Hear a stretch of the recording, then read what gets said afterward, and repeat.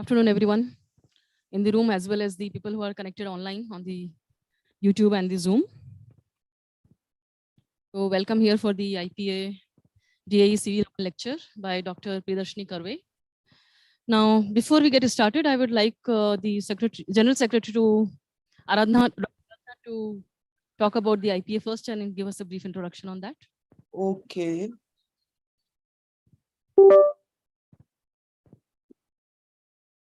Okay, thank you, Seema. Can you hear me now? Yes, very well. Okay. Okay, thank you, Seema, for organizing this lecture. And I'll just very briefly, I'll give some overview of Indian Physics Association. It was founded in 1970, and this is the website. And these are the two email addresses where we can be approached. As you can see in this slide that we have a large number of members in IPA, around 4,500. And IPA has something around 47 chapters spread all around India. And IPA has also licensing with different national bodies. It has several biennial awards. And IPA also has international linkage with different societies, for example, IUP, APS, and ARPS. And I would request all the people present here who are not the members to fill the membership forms available on the website. So IPA also publishes its news bulletin in physics news, and it is published quarterly, and this can be found in the website given here. So we published on different themes, sometimes on different distinguished scientists or some Nobel Prize. And we had one issue dedicated to women scientists, first women high energy physicist, Biba Chaudhary.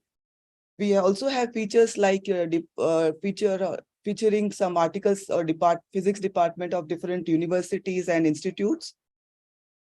And as I was telling about different awards, we have biennial awards given to different senior scientists. These are Birla Awards in physics and Chugani Awards, which is given for excellence in applied physics, and P.K. Iyengar Awards, which is given in excellence in experimental physics.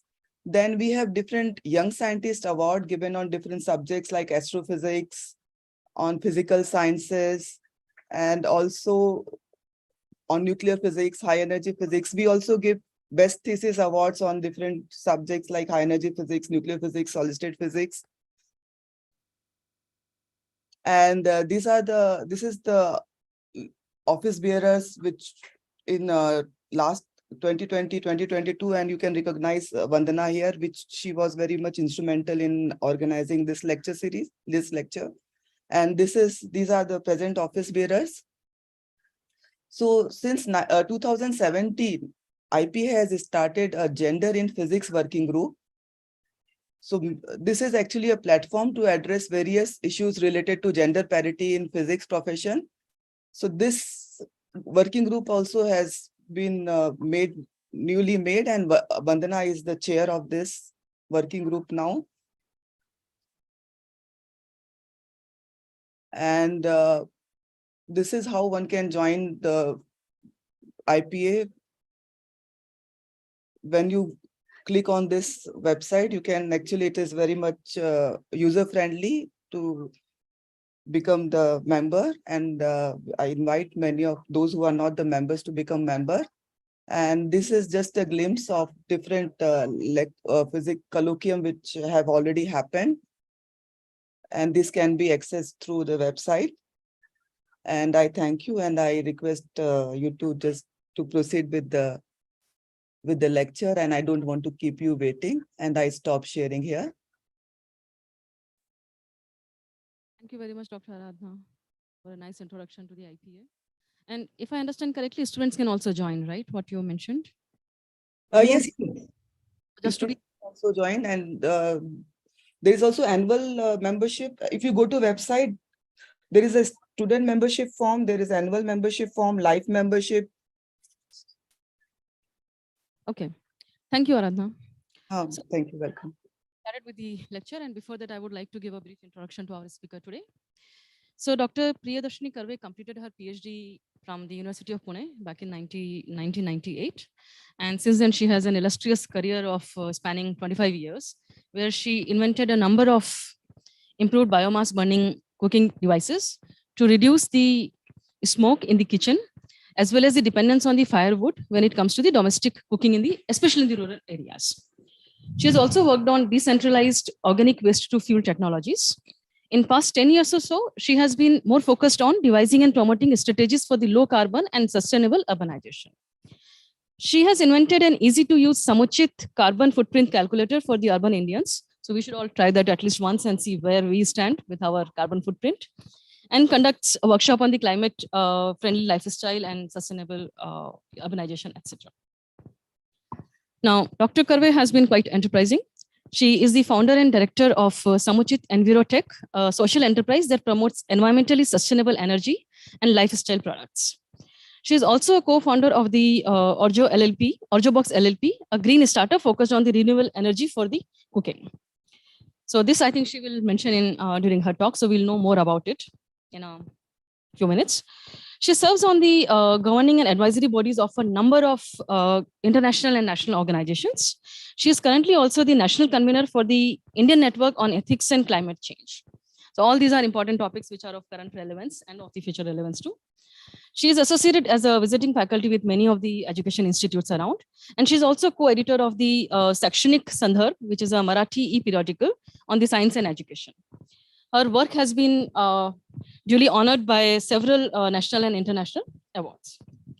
Now, I should remind all of us here today that today is also celebrated as the International Day of Women and Girls in Science. And we could not have celebrated it better than having her here. And she is a role model for all of us for the opportunities outside academia with significant social impact. And that's the key point. So I think I should stop here and invite our speaker. Tell us more about the cleaner cooking for a carbon neutral world. Thank you.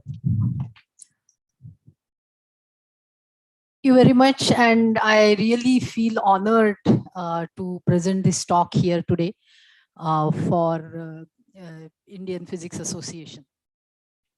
I'm going to talk about cooking energy, which is in a way, cooking is a process which can be used for defining human species also, among other things, because we are the only species which actually does this strange heat treatment to our food before consuming it.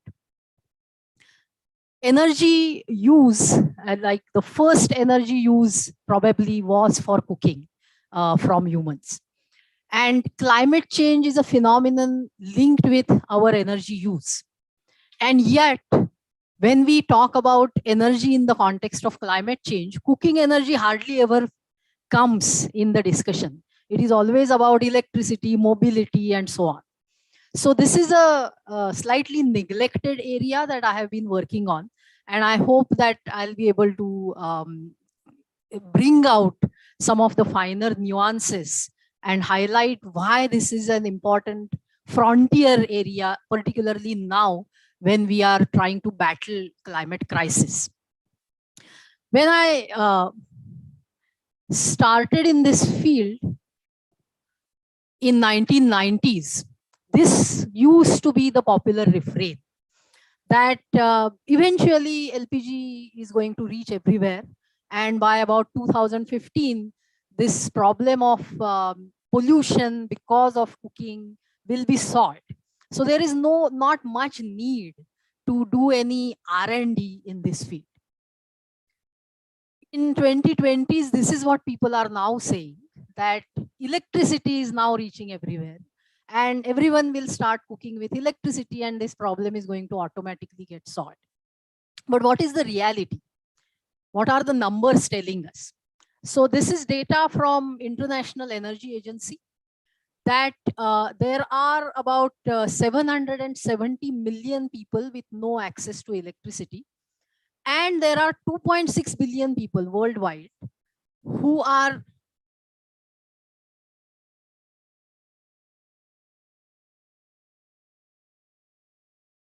that's better. So there are about 2.6 billion people worldwide who do not have access to modern cooking.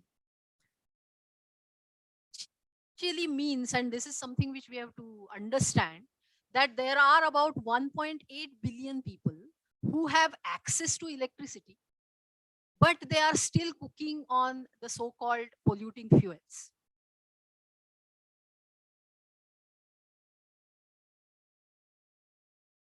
There is also a trend which International Energy Agency has mapped, that particularly in Asia and Africa, the use of these polluting technologies is going to increase till 2050.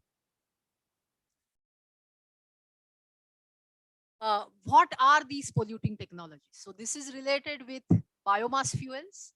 This is also related with use of kerosene with wick stoves and so on. So these are the technologies which are typically being called the polluting technologies. And we can see that even beyond 2030s, there will still be significant amount of people who will be using these fuels. And this clearly brings out that there is a need to do some innovative work in this field. This is data from India. Thanks to the Ujjwala program, we have a pretty good picture now that there are about 95% urban households which have LPG connections, and 71% rural households also have LPG connections. But having an LPG connection and actually using LPG for cooking, these are two entirely different things. This is data from 2020s from a report published by CEEW, which clearly indicates that there are only 28% rural households which are actually cooking only with LPG. There are 39% rural households which are using solid biomass fuels and the corresponding cook stoves as either the only device in the kitchen or the primary device in the kitchen, which means that there is a large number of people, especially in rural India, who are using LPG, but in sort of in addition to a solid biomass cook stove. So this is a phenomenon called stove stacking. When people are using multiple technologies in the kitchen, this is called stove stacking. So it is not useful to focus on number of houses that have LPG connection, because that doesn't guarantee that people have already shifted to clean cooking technologies. So these are actual data points that are coming in, and now we have 100% electrification almost in India, but role of electricity in cooking still remains very, very minuscule. There has been there was recently a study which my colleague who is sitting here, she handled, and that brought out the number of challenges that are there for Indian households to shift to 100% cooking on electricity. So the key point that I'm trying to drive home here is that LPG, electricity, these are the so-called clean cooking solutions that are currently being projected in that fashion. But there are still a large number of people who are not using these devices. And we need to understand why that is the case and what exactly is the way forward. Now, one interesting thing that comes out from this also is that everybody is cooking. So you can't really say that nobody has access to cooking energy, right? What exactly do we mean by energy access? The implied definition of energy access is that this is energy service being availed without harming human health. Then only we will say that there is energy access. Otherwise, everybody is able to find some fuel to cook. So in that sense, there is cooking energy available to everyone. We are already putting some conditions on the energy use to define energy access. Why is it this definition? Because in a world which is affected by climate change, we have to think about energy sources not only being harmful to people, but what about harm to environment? we need to redefine energy access as access to energy that is non-polluting, so it will not impact health, and that is also climate friendly, so that it will not contribute to climate change. If that is the way we define energy access, and then we look at cooking energy, almost 100% people have no access to cooking energy.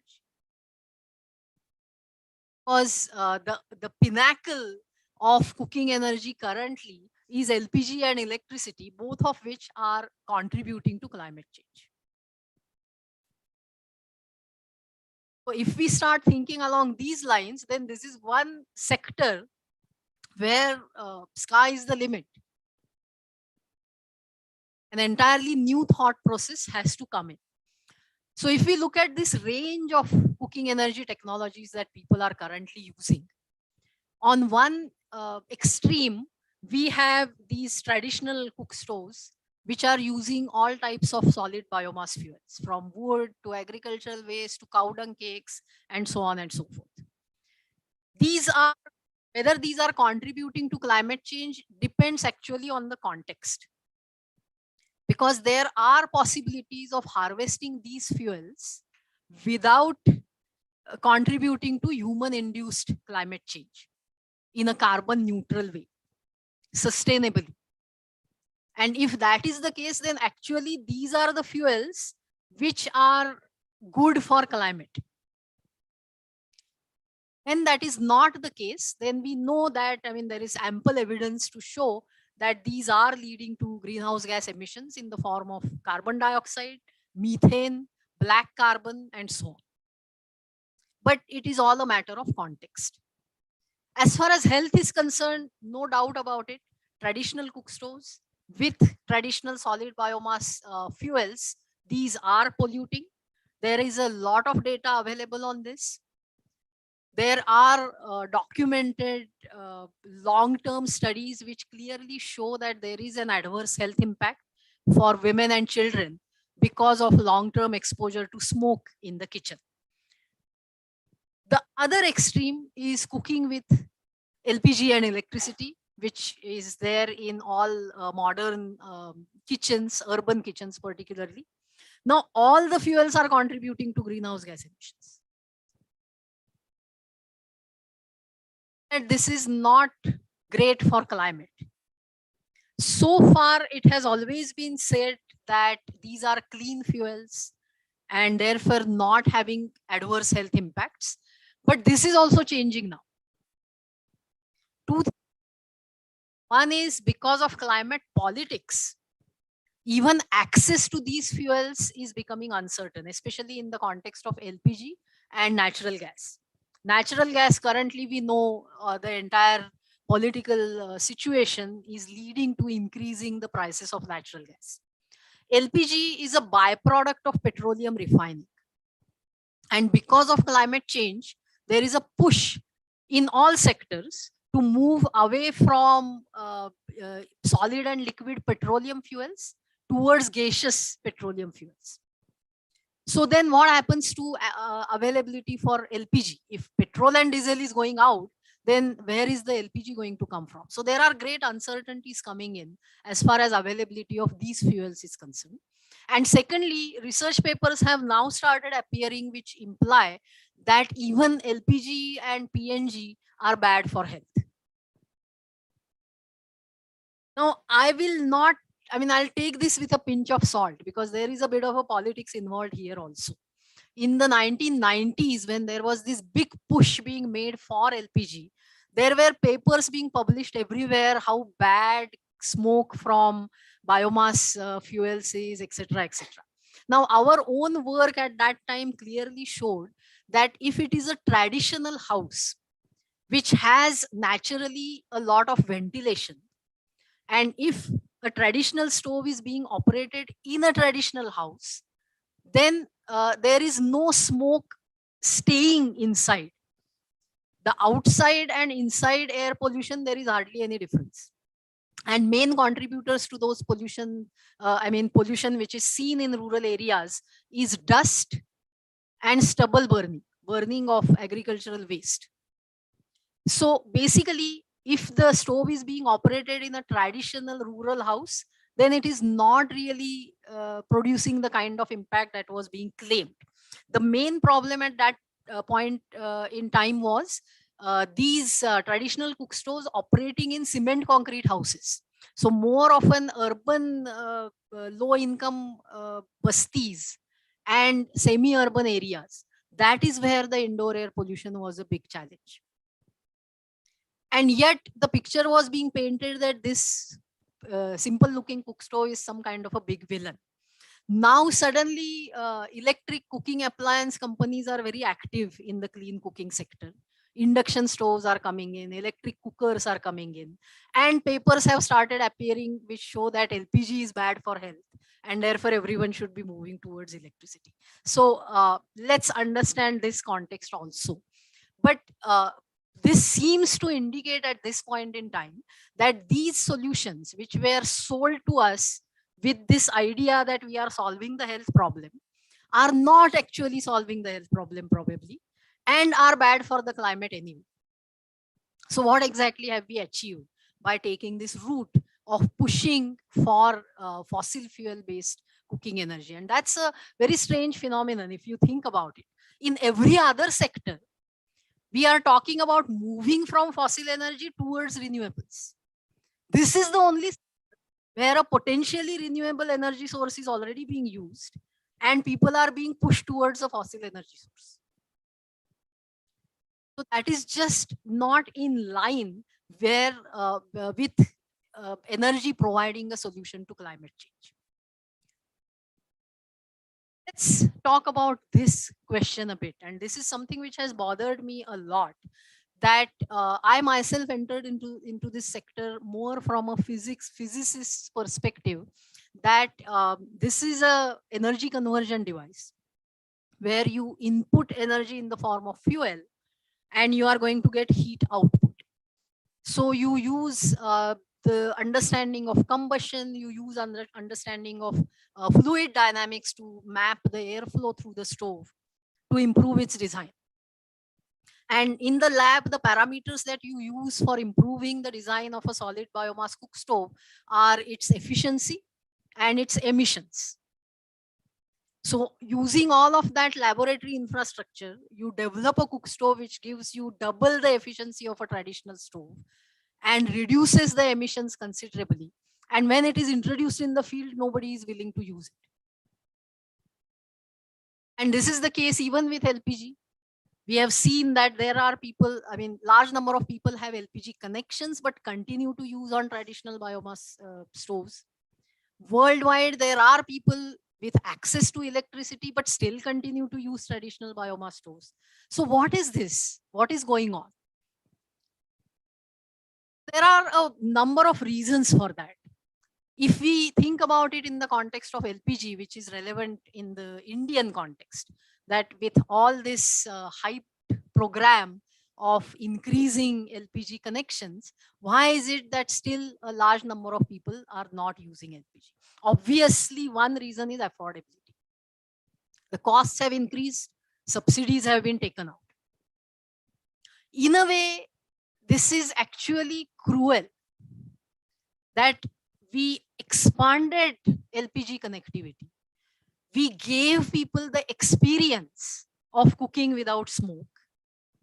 And then we removed the subsidy and made it impossible for them to continue to cook on LPG. And they are being forced to go back to their traditional stoves. Other reasons also. Another important reason is accessibility. Rural consumers do not get door delivery of LPG cylinders. It means that somebody has to actually spend a day in taking that empty cylinder somewhere, getting it refilled and bringing it back. It is loss of one day's wage plus the cost of transportation, which also gets added to the increased price of the cylinder. Of online booking for refill and all of that is difficult for rural consumers, not just because they are IT semi-literate, but also because there are connectivity issues, cell phone connectivity issues. And the third factor is something which many people haven't really taken into account, that it changes the gender balance at the household level. Typically, in an Indian rural household, it's the woman who is in charge of the cooking process. If she is cooking on wood or solid biomass, she just has to step out of the house, collect whatever fuel she needs, and that's it. The moment she shifts to LPG, it has to be somebody with a motorcycle or a vehicle who has to go and get that refill cylinder. Which means that she has to depend on the men in the household to do that. Also, money has to be paid upfront. So that is another factor where men became the decision makers.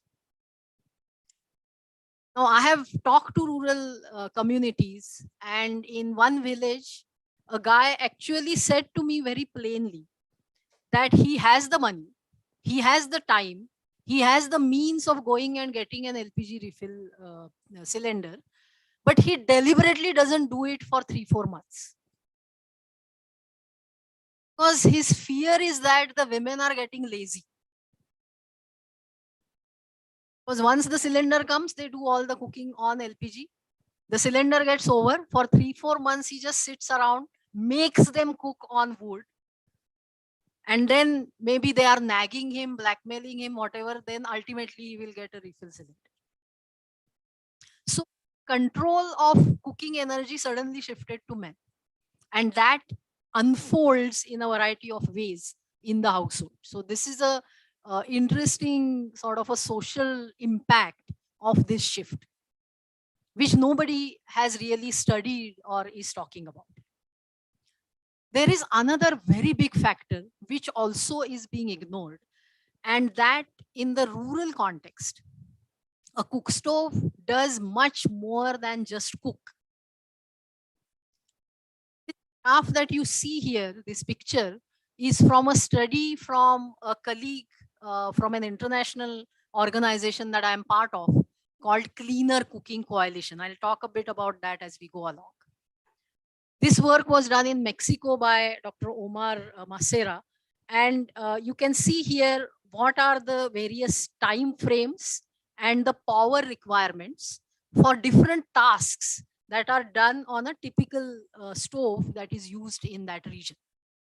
So there is cooking that is happening there. But apart from there is also heating water for bathing.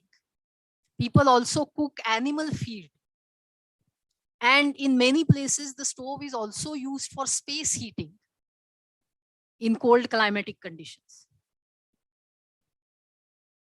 You have to realize this, that as a physicist, I define energy efficiency of a cook stove as energy output, which is energy going into the cooking pot, divided by energy coming from the fuel. And therefore, if it is a typical mud cook stove, the energy which goes into the body of the stove is wasted energy. And therefore, the efficiency of the stove is low. But what is actually happening in the kitchen? The cooked food is kept on the stove. The stove is warm. It is producing heat that keeps the food warm. And that is the way food is preserved longer. In an urban household, we have a refrigerator for food preservation. That is why we don't need that function to come from the cook stove. But that is not the case in rural household. Is that energy really being wasted? We have to change the definition of energy efficiency. That doesn't happen. What is the good cook stove that is given to women who are using a cook stove in this way will be highly insulated so that the body doesn't absorb any heat. So it will only do cooking and nothing else. For all those other functions, then the women will continue to use their traditional cook stove. And that's the reason why traditional cook stoves are not disappearing from rural households. This is the case in Mexico. It's the same case in India. It's the same case in Africa. From everywhere, we see the same trend. So what happens in an urban household? Why did urban households make this total transition? LPG was introduced in 1950s, 60s, when urban India was actually using charcoal as its cooking fuel. But the transition has been nearly 100%. Why? Because it was not just one device changing in the kitchen. People also at the same time acquired refrigerators. They also acquired water heaters. In cold climatic conditions, you can use electricity for space heating. So it was a lifestyle transition. And this transition in the kitchen was part of that. In a rural setting, we are just looking at the cook stove and trying to replace it with something else without looking at the context in which the stove is being used, without looking at the multifunctionality of that traditional cook stove. So this is something which you understand only if you go out and start working with people. Try to see how they are using their cook stoves and what they do when they get a new cook stove. This I have found in our own work with various population groups across India, that everybody is doing fuel stacking in their kitchens. Nobody is using exclusively one device. In rural India, it is primarily wood, other solid biomass fuels, then LPG to some extent. In some areas, kerosene is still around. In rural rich families, LPG has taken a sort of a front seat. Biogas also comes into picture. Wood, biomass are still being used. And now, interestingly, induction stoves are penetrating to some extent in rural areas, in those pockets where people don't have to pay for electricity. So I was also part of another study where we found that in certain pockets where people are actually illegally getting electricity from the wires overhead, those are the people that were happily using induction stoves, not elsewhere. And in many places, the voltage is not good enough for using induction stove. That is another problem in rural India. In urban poor households, LPG, kerosene, these are still important fuels, but wood is still being used. And worst part is any kind of burnable waste. It is plastics, tires, everything is burnt, especially for heating water for bathing. So the pollution problem is actually much more serious for urban poor rather than the rural areas. And of course, the urban rich people are using LPG, PNG, electricity, and to an extent solar. We already use solar water heaters. So that is one function which is now being taken care of, solar energy. So this is the type of stacking that we see for the meeting the variety of thermal energy needs that a household has in different population groups. Is LPG not the primary energy device in most rural households, even when they have LPG connection? A couple of reasons we already looked at: affordability, accessibility. There are functional limitations. For example, certain food items cannot be prepared easily on an LPG stove burner. There are also functional limitations because, as I already explained, the multifunctionality of a traditional stove cannot be obtained with any kind of a so-called clean cooking device. In many rural areas, we found that the family size is typically 8 to 10 people, joint families. The domestic LPG burners are designed for urban families, which are maximum 4 or 5 people. And in West Bengal, we had this experience that the meal is going to be just rice and some curry, just 2 items for 10 people. So the quantity of food cooked is quite large. And that tiny little burner is just not enough. It is going to take 2 hours to cook rice. No rural woman has that kind of a time for cooking.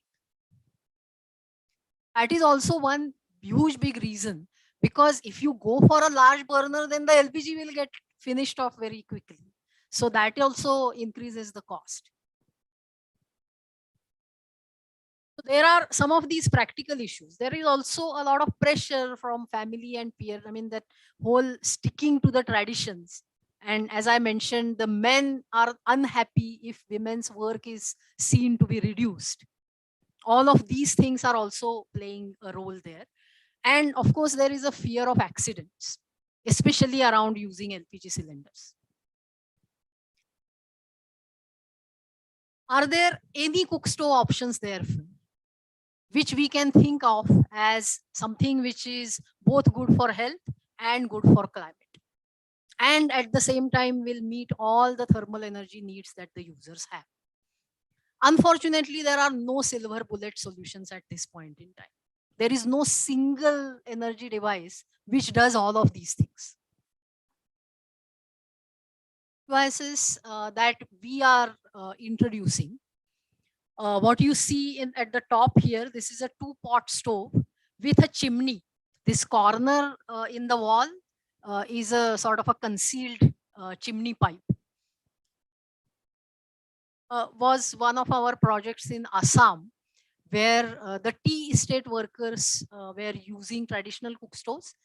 The motivation was interesting. It is the tea estate owners who have to give them fuel. And the owner wanted to reduce his cost of fuel for the labor. And that is why he invited us to do this project.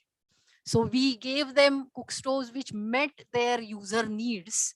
It is a mud cook stove, but more efficient, so that the fuel consumption goes down. And whatever little smoke is there, that is taken out by the chimney. This is a charcoal fueled steam cooker, which is very popular in urban setting now. The charcoal for this comes from waste biomass. So garden waste, agricultural waste, forestry waste, which is currently being burnt off in open air, can be converted into char. It can be briquetted, and those char briquettes can be used as fuel for this.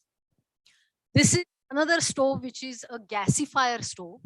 This also takes a whole lot of waste biomass, like coconut shells, for example. And the design is such that the solid biomass fuel is gasified.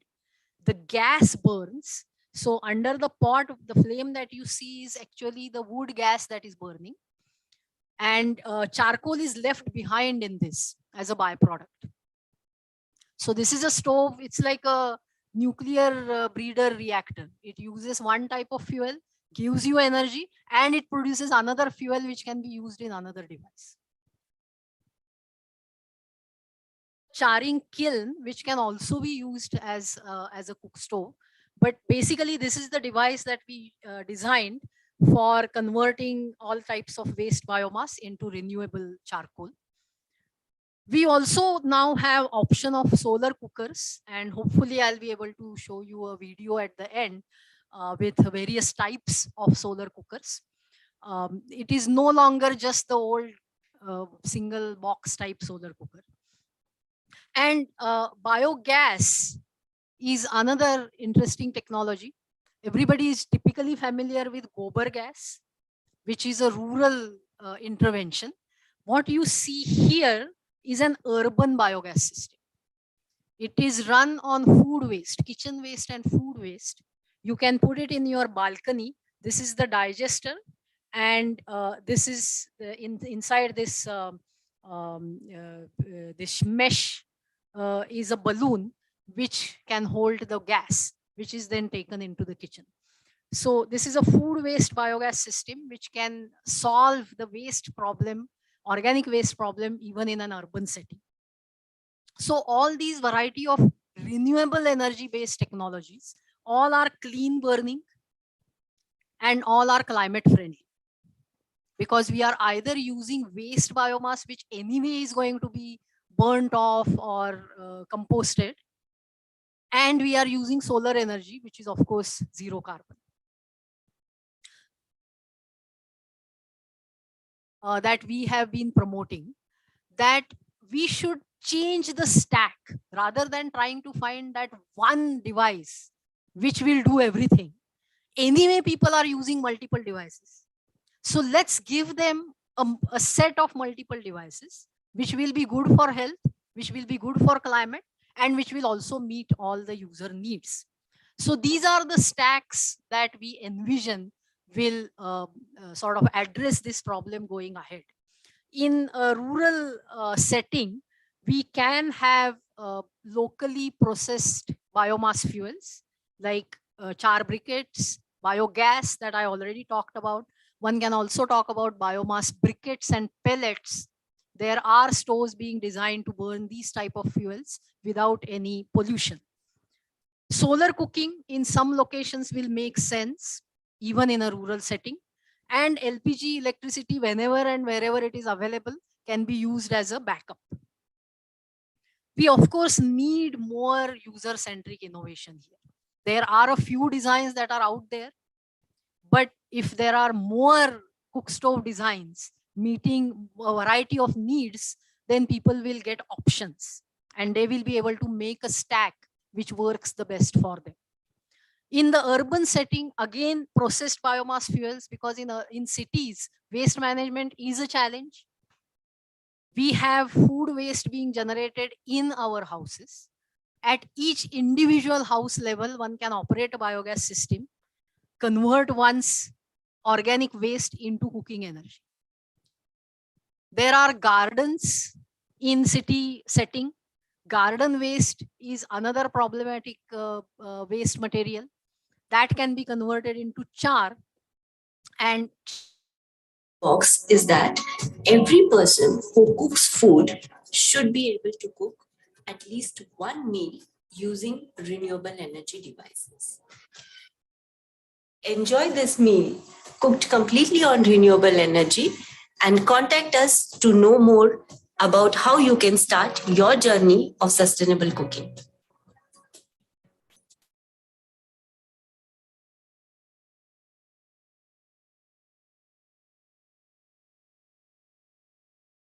So this is a steam cooker. We are using briquettes made from biochar, that is garden waste and coconut shells, to ignite this particular cooker. We have already seen that it is steaming really well, and we have already put dhokla and rice for steaming in this, which will be ready in another 40 minutes. 120 grams of briquettes are used for cooking one cycle.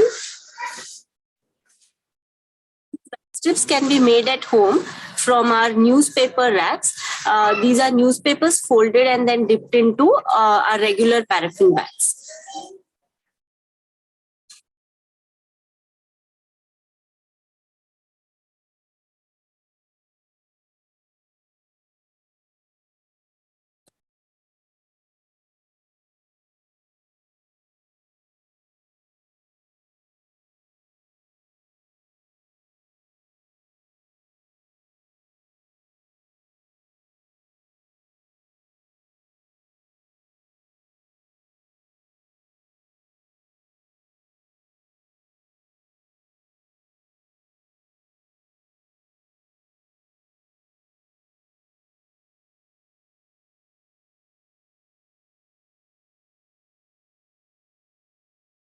Introducing you to a new cooking range.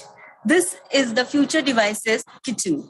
We have a parabolic solar cooker which concentrates sunlight and cooks delicious food. We have a tube cooker, and this also works only with sun's energy. No battery, no button. This is a regular box cooker.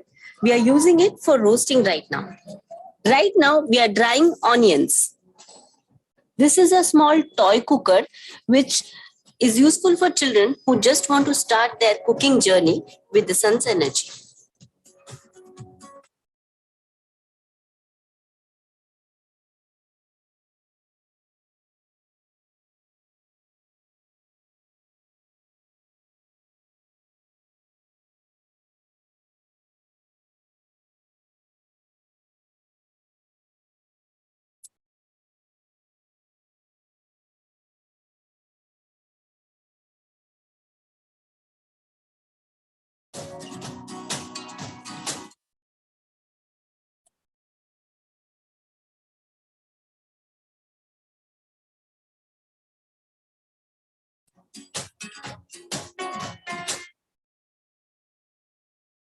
So this is the biogas.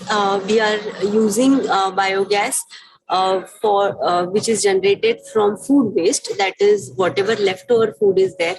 It can be rice, chapati, vegetable peels. We are inserting that leftover food into the digester, and the gas is collected in this balloon, and it is then piped to the kitchen where we are going to make poha.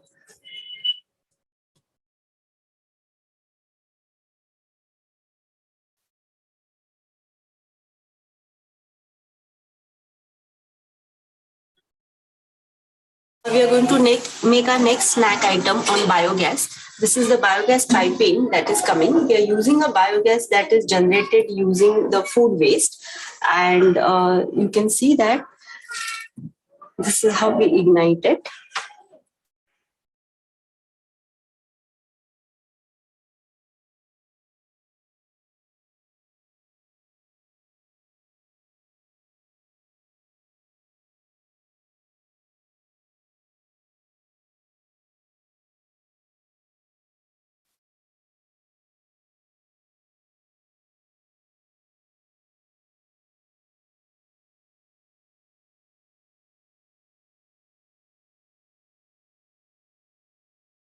We can regulate the gas flow using this knob, and moving it towards you will increase the flame.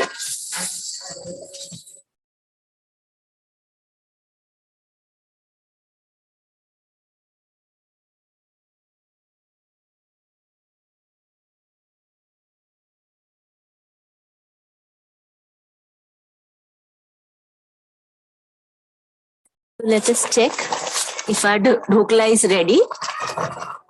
Yes, it is almost ready. And we have a lot of hot water which can be used for the second round of cooking, like heating milk or reheating your vegetables. Or you can simply keep your cooked food into this. It would stay warm for 4 hours. We can also use this steamer as the warmer, and we can keep our cooked food over it so that it stays warm, and we can have it when it's warm.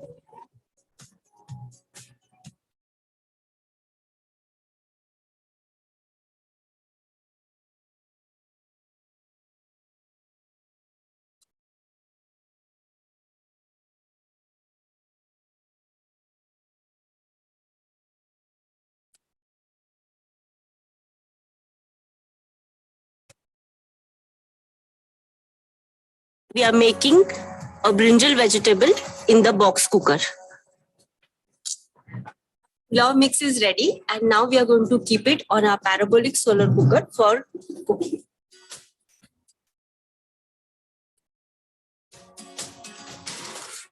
Baking a cake in the tube cooker. We have mixed all the ingredients of kheer, and we are going to cook this kheer in the box cooker. Let's check how the rice is doing. Normally it takes around 20 minutes to 30 minutes. Our rice is done, and we can see steaming hot spicy pulao is ready.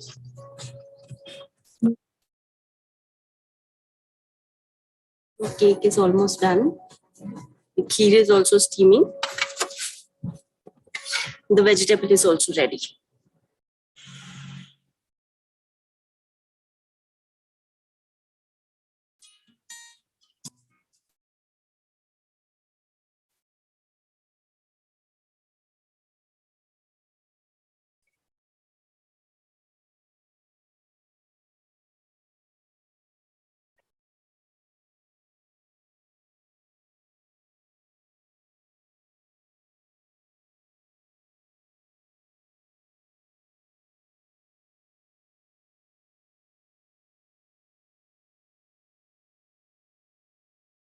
This was the urban, and this just a 2-minute video where one of our users is talking about her experience in the rural context.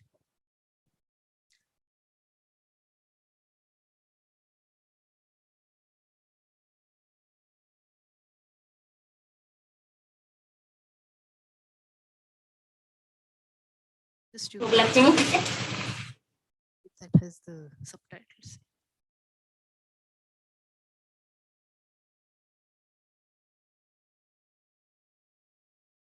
আমার গ্রামের নাম কাজীপাড়া, আমার নাম দীপ্তি জানা। আমি বিগত 15 দিন ধরে এই উনানটা ব্যবহার করছি। আমার পরিবারের সদস্য সংখ্যা 7 জন। আমি যে উনানটা আগে ব্যবহার করতাম তাতে মাসে 3 কুইন্টাল জ্বালন খরচ হতো। এই উনানটায় 1.5 কুইন্টাল জ্বালন খরচ হচ্ছে। এখানে আমার 1.5 কুইন্টাল জ্বালনের সাশ্রয় হচ্ছে এবং ধোঁয়া অনেক কম হচ্ছে। পরিবেশটা একটু অনেকটা পরিবেশ দূষণ মুক্ত করতে পারছি অনেকটা। আমার স্বাস্থ্য এতে ভালো থাকছে। বিশেষের দিদিরা যে আমাদের উনানটা বানিয়ে দিয়ে গেছেন তাদেরকে অনেক ধন্যবাদ।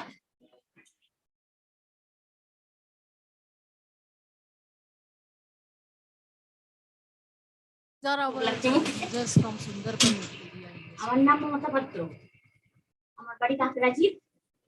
আমার মানে এই উনান রান্না বান্নার জন্য যেটা হতো উনানে জল উঠতো আর জ্বালানিরও মানে সাশ্রয় হতো না, খুব জ্বালানিও খুব প্রচুর দরকার হতো। এই অবস্থায় এই ICS এর দিদিরা এসে আমাকে বললেন যে এই উনান বানালে এই উনানে কম খরচা হবে, ধোঁয়া হবে না, এতে পরিবেশ দূষণও হবে না এবং আমার স্বাস্থ্যেরও উন্নতি হবে। যেহেতু ICS এর দিদিরা এসে আমার এই উনান বানিয়ে দিয়েছেন, এতে আমি খুব আনন্দে রান্না বান্না করছি। এতে জ্বালানিও কম খরচ হচ্ছে না এবং আমার স্বাস্থ্যেরও খুব উপকার হচ্ছে। এই জন্য এই কলকাতা সেবা কেন্দ্রকে ধন্যবাদ এবং ICS এর দিদিদেরও ধন্যবাদ। Even though the second video doesn't have subtitles, I think that lady's smile is self-evident. She's talking about how it is low cost, there is no smoke, and she's saving fuel in the process, and therefore she's very happy about this. So these are essentially, we work as a knowledge consultancy. Local NGOs like Seva Kendra here, as she was talking about, they approach us. We provide them the technical know-how to figure out the right solution for their target community. Typically we train local people to make these stores so that it also creates a livelihood option in rural areas. And then the NGO and the entrepreneurs take that process forward. That's the methodology that we have developed over the years. So I'll stop here, and I'd be happy to answer questions if there are any. Thank you very much. Such an interesting talk and very relevant topic. Thank you. Questions, please.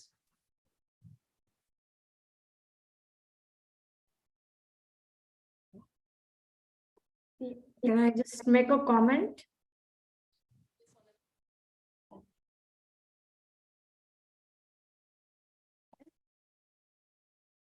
Can I just make a comment? Go ahead, Vandana. Yes, Vandana, please go. Yes, it was a wonderful talk. We missed 10 minutes of it, but Priya, it's always a great pleasure to listen to you, and really very happy to hear this different completely perspective. And as Seema said in the beginning, it's very apt to have your talk today. Thank you. Thank you very much. Hello, ma'am. Really a nice talk and nice topic for us. And I have one question, like in traditional method, people are using wood, and using wood, like how it can and prevent nature also, because they are using wood for like one tree for a week. So how is it useful for the nature? Yeah. So firstly, we have to realize that especially when it comes to domestic cooking, nobody actually goes around cutting down trees. They are generally collecting fallen branches or trees that have already been cut for something else. That wood is being used, or branches are being lopped off. So the tree is still there and it is growing and it is producing more biomass. So if you can match the rate of extraction with the rate at which the forest is regenerating, then you can harvest firewood sustainably. And that is exactly what we do when we provide an improved cook stove, which reduces fuel consumption by 50%. You create that opportunity for matching the rate of regeneration with the rate of extraction. So that is point one. Secondly, if you actually look at communities that are not right next to a forest, they are not using wood from trees. They are typically using woody agricultural waste, which could be cotton stalks, for example, or stalks of pigeon pea, or coconut shells and things like that. So these are woody wastes which come from other sources, not necessarily trees.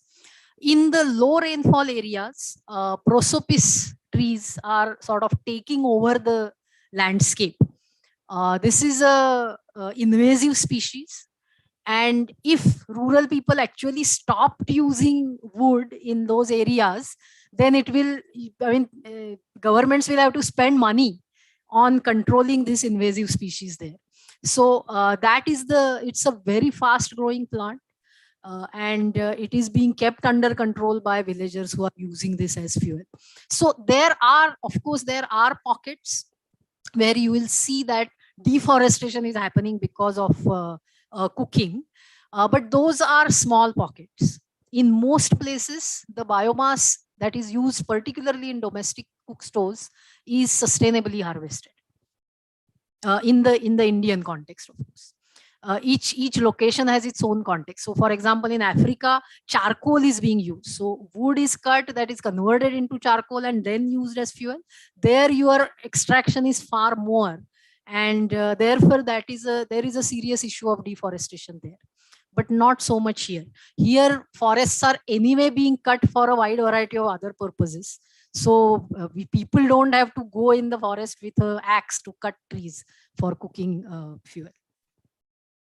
And my other question is like the three methods are shown in the urban area. Like first a cooker method, like yeah. So this is for not roasting. Yes. So you have to have an alternative also Correct. for the roasting. Correct. So that is why I said that we are not thinking about making one stove which will do everything.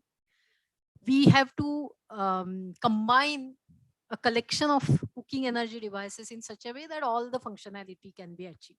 So here you saw that this is a steam cooker. So everything that we do by steaming and boiling can be done in this. The solar cookers also are there. And then you have biogas, which is operating a burner where you can do roasting, you can do deep frying, you can do all sorts of other operations. So in combination, these three type of devices will serve the purpose. So, ma'am, it was really nice to hear your talk. So I have two questions.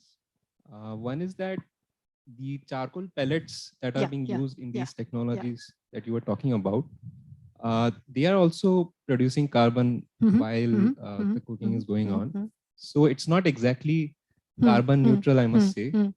How is it better than, so LPG, it's okay, it might take some carbon to take it out. There might be some consumption of that, but while burning it, LPG doesn't produce that amount of carbon as these charcoal pellets do.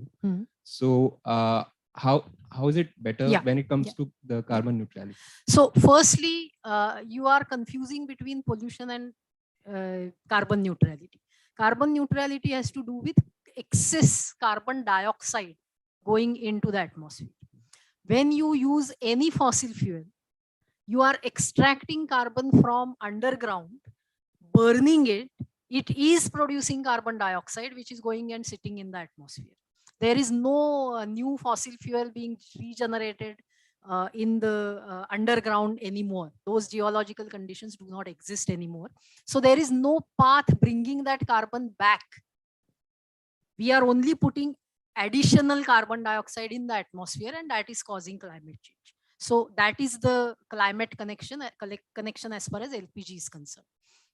With the charcoal that we are using here, it is part of the natural carbon cycle because we are making it from waste biomass. So let's take something like coconut shells, for example. If coconut shell is not converted into char briquettes, it is going to be burned somewhere, or it will be thrown out and eventually decompose. In any case, all of the carbon in it will become carbon dioxide and go in the atmosphere. But coconut trees are growing, so they are harvesting carbon dioxide from the atmosphere. So this is a natural carbon cycle. In that process, we are extracting cooking energy. Okay. So the decomposition will produce the same amount of carbon as the. Of course. That's the chemistry, right? In every carbon organic material, as it decomposes, that carbon becomes carbon dioxide and sometimes even methane, if it is not getting enough air, and it will go up in the atmosphere.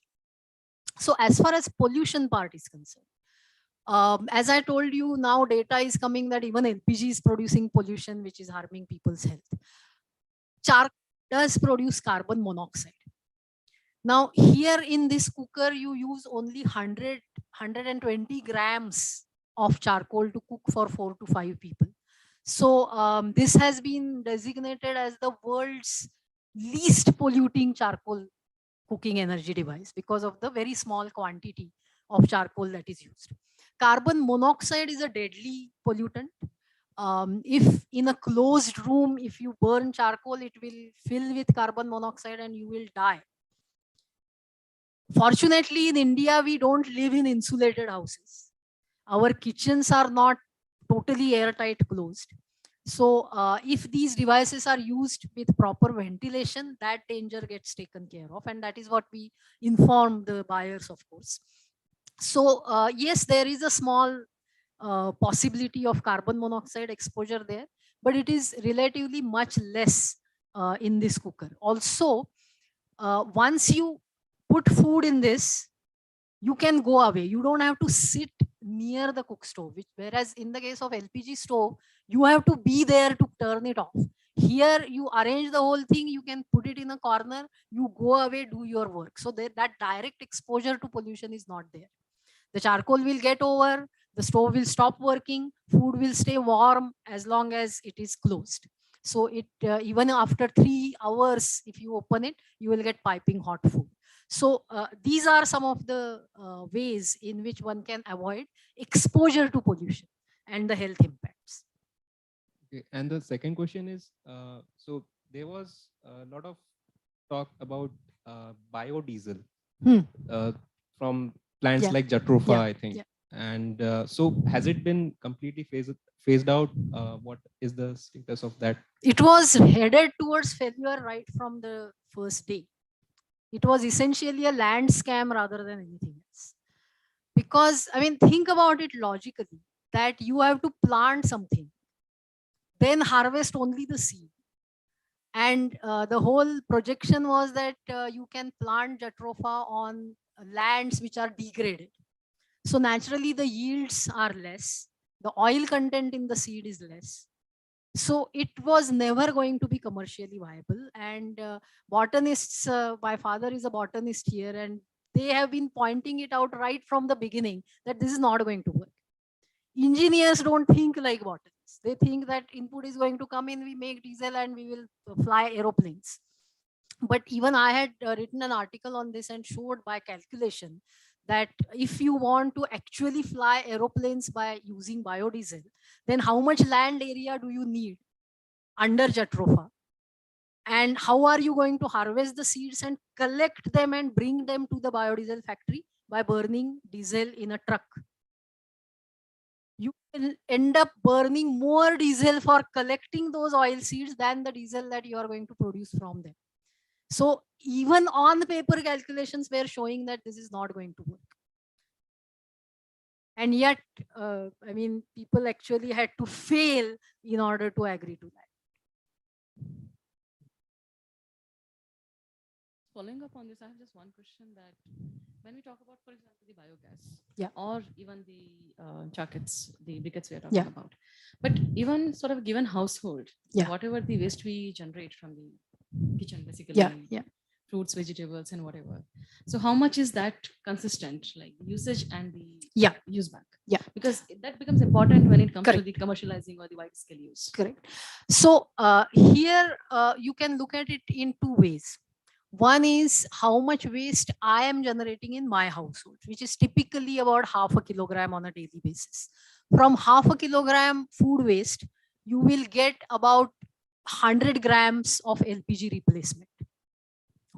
Now think about this, that your LPG cylinder is roughly 15 kilograms, which typically lasts for 2 months.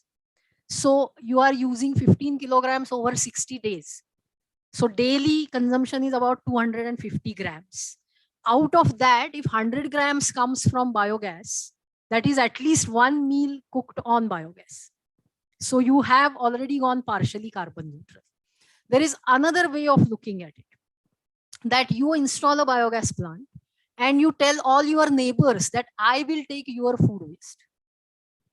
If you can collect either from neighbors, from your neighborhood chai wala, from neighborhood vegetable vendor, if you can somehow collect a couple of kilograms of food waste daily, you can produce 250 gram LPG replacement with biogas, and you will do 100% of your cooking with biogas. Winter becomes a problem, particularly in North India. So this is a technology more for southern India, where even the winter temperatures are good enough for biogas generation, not so much in the North India.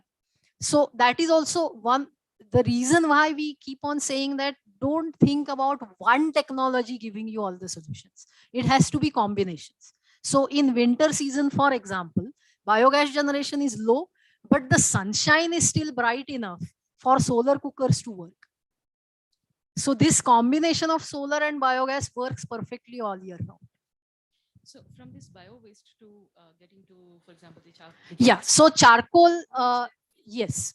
So there we are finding some interesting dynamics. We sort of developed this technology with the idea that agricultural waste will be converted into char briquettes and then it will be used. Totally failed. Because collecting agricultural waste, the farmers don't want to do these additional tasks. All sorts of challenges are there. But in the cities, take Pune city, for example, the municipal corporation is no longer collecting garden waste. You have to pay them to come and take away your garden waste. Why not instead convert your garden waste into fuel in your backyard? Particularly things like coconut fronds or fallen branches, which cannot be composted. Even coconut shells. All of that can be converted into char, and you just need 120 grams per meal.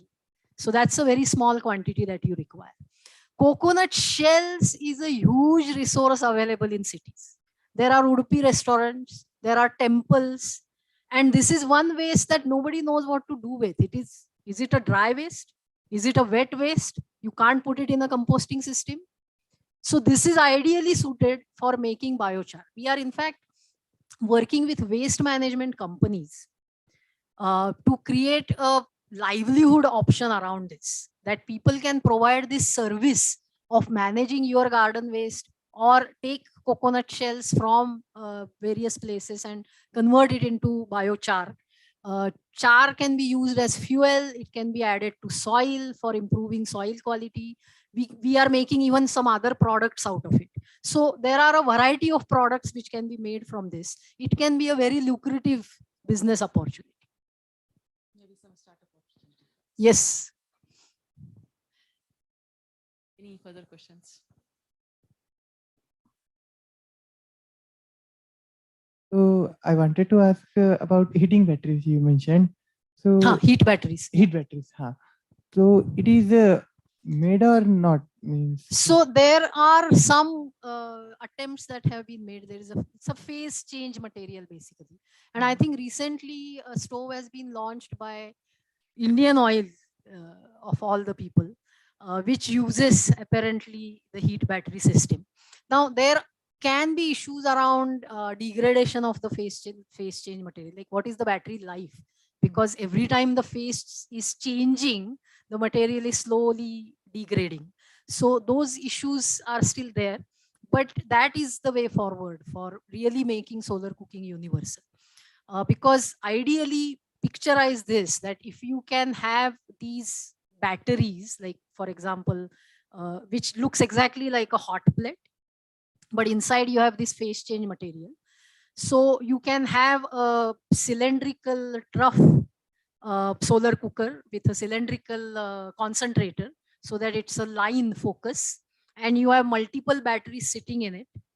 So let's say 5 households, each one owns a battery. All 5 batteries are getting charged by this one solar cooker. At night time, you pick up your battery, take it into your house, and you can do your dinner also on it. That will really be the revolution.